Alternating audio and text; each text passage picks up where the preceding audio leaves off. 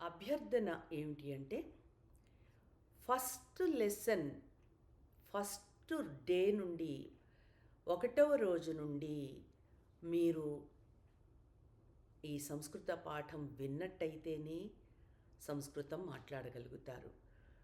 అది కూడా చాలా సులభమైన సంస్కృతం అండి. మనం నిష్ణాతులతో మాట్లాడేటటువంటి సంస్కృతం అయితే కాదు. కానీ మనకి సంస్కృతం ఎవరైనా మాట్లాడుతుంటే అర్థమవుతుంది. భగవద్గీత అర్థమవుతుంది. ఎక్కడో మధ్యలో మీరు ఓపెన్ చేసేసి పాఠం రావాలంటే కన్ఫ్యూజన్ వస్తుంది అనమాట. అందుకని ప్రయత్నం చేయండి. సంస్కృత ప్రియులు చాలామంది మన భారతదేశంలో ఉన్నారు. నేను నా హై స్కూల్ నుండి నేను సంస్కృతం స్కోరింగ్ సబ్జెక్ట్ కాబట్టి నేను అది చదవడం జరిగింది. మాతృభాషలోనే నేర్చుకోవడం జరిగింది. నా ఎంఫిల్ కూడా నేను నా మాతృభాషలోనే రాశాను. ఇప్పుడు తెలుగు యూనివర్సిటీలో పిహెచ్డి సంస్కృతం లేదు. కానీ నా ఉద్దేశంలో సంస్కృతము, మంత్రాలు, వేదాలు ఇవి కేవలం ఈ వర్గం వాళ్ళే చదవాలి, మేము మాత్రమే చదవగలుగుతాము, మేము మాత్రమే దాన్ని స్పష్టంగా చెప్పగలుగుతాము అనుకున్న వాళ్ళే కాకుండా మిగిలిన వాళ్ళు కూడా చదివితే బాగుంటుంది అన్నది నా సదుద్దేశం. నమస్కార.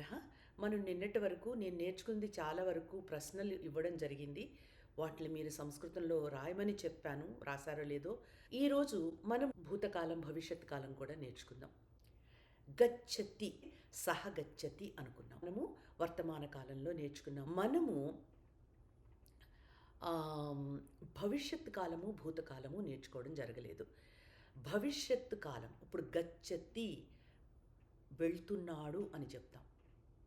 వెళ్తున్నాడు, అలాగే వెళ్తాడు, సహ, సహ, స్వహ,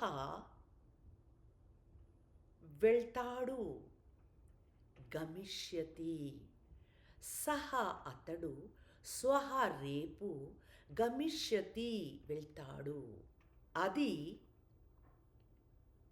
పరస్వహ గమిష్యతి వెళ్తుంది, భవిష్యత్ కాలం.